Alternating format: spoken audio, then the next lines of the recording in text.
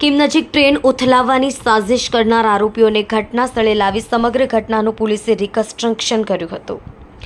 ધરપકડ કરાયેલ ત્રણેય આરોપીઓને આજરોજ જે જગ્યાએ ષડયંત્ર રચ્યું હતું ત્યાં લાવવામાં આવ્યા હતા। સમગ્ર ઘટનાનું પોલીસે રિકન્સ્ટ્રક્શન કર્યું હતું। ઘણ, પાનું અને ધારિયાની મદદથી પેડલોક અને 2 ફિશ પ્લેટ ખોલી કાઢી હતી।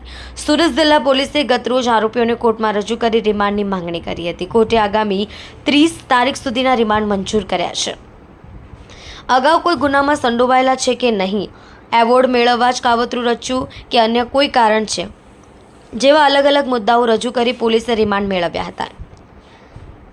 રેલવે કર્મચારી સુભાષ પોદ્દાર જ કાવતરાનો મુખ્ય સૂત્રધાર નીકળ્યો હતો।